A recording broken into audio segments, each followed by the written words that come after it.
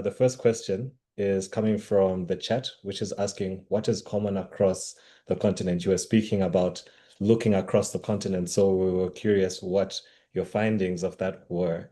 And then the second question is you have spoken about 7 principles, but we're curious what you personally think is the most impactful. You do say that they don't necessarily have a hierarchy, but yes, which one would you say is the single most transformative idea that you speak about in the book that could shift how we as Africans think about leadership today? So the first one about what's common in Africa, and then the one most impactful point. So I think what is common, aside from the honor codes, I think there's no African people that don't have an honor code. You know, honor code that governs relationships, governs social engagement, governs the interaction. I mean, some people will call it a grand norm or zeitgeist. I don't know what we would end up calling it. But it's the dimension of the fundamentals that drive the society's most elevated behavior. That's common. Certainly, the issue of fractals is common. Wherever you go to, we're all fractal people. It's a very fascinating thing that if you walk across Africa, everybody has a version of the Kitende or the tie and dye or something like that. There's always a version. And the peasants across Africa, the people you call peasants, are the same people. Whether they're in Rwanda, they're in Nigeria, they're in Ivory Coast, you recognize them. They're the aunties, the uncles pushing the bike or riding the bike. They're the same people with the cutlass on their head and the wood on the back of the bicycle. And so somewhere along the line is a fundamental engagement of our humanity. The other thing that I think is common in all of the codes is the elevation of human interdependence above everything else.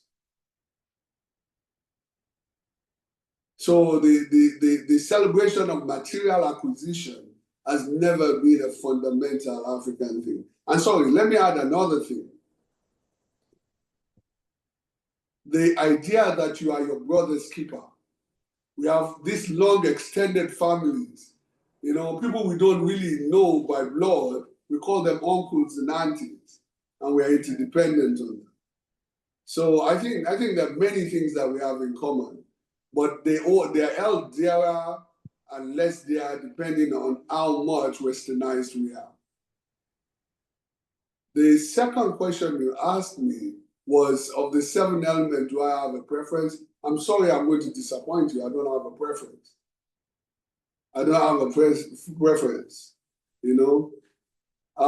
But let me just quickly give you a landscape of that, because I know time is running away and you have to move on to breakout. That would be perfect. So the first, you can start with Olaju, which is about consciousness. Olaju is the essence of your awakening and your illumination of your being. When you are grounded in Olaju, you know why you are here. You know why of your purpose. So Olaju is essentially why consciousness. And that consciousness is also consciousness of your impurities and consciousness of your strengths. Because there's a tendency for us to make meaning that is self-serving, in thinking that we're good and other people are bad. All of us have good and bad in us, depending on how you define them. Because what is good one day might turn out to be bad tomorrow. But the first thing is Olaju. If I was going to use a mystical word, the Yoruba would call it Ishiju. But I don't use that because of its many dimensions. So the first one is Olaju. I made a mistake when I said the second dimension is Ojuinu, which is insight. Insight into yourself, insight into what you love about yourself, insight into what motivates your purpose, insight into mastering what drives your excellence. That is Oju insight. Are you with me?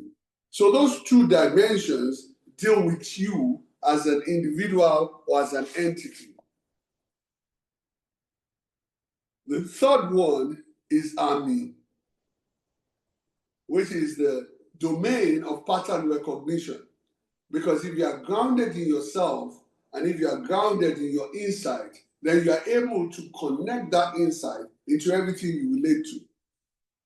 And the deeper you look, the more you are able to see further. So, Ami is the domain of foresight, whereas Oju is the domain of insight. So you recognize patterns, you create discernment in yourself, and the more you discern in yourself, the more you are able to discern in engagement around you, what is happening, what patterns are going on. The next one is Iwalewa. Iwalewa is about the congruency between your values and your behavior. So you have an alignment between what you find valuable and what you engage. People are deceased when they have something that they find valuable, but they behave in another way. It creates a dissonance. Iwalewa is the resonance of your being with the world in which you interact with. The next one is Eniyolashomi. That literally means that human beings are the clothing of my nakedness. That is Ubuntu. That's literally about the philosophy of Ubuntu, which is that you see me or I see you, therefore I exist or you exist. Do you understand? So I'm not invincible to the people and the networks. I stand on the back of people. People lift me up. Even in the Bible, it says you're surrounded with favor like shield. So your people are that shield. Favor comes from human beings. So that's number 5. Am I right? Yes, that is number 5. Is our share or our for share, which is the power of execution. If I was Brazilian, I'll call it a share. It is the power to execute. So it literally means the manifestation of what I say.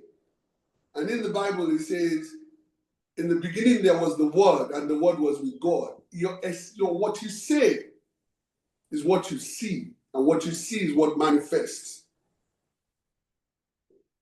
So this is the power of execution, the power of taking something from the notion to execution. And the final one is Ire. Ire is blessings, the outcomes you want to see, the impacts that you want to achieve, the change that you want to become. Those are the 7 dimensions.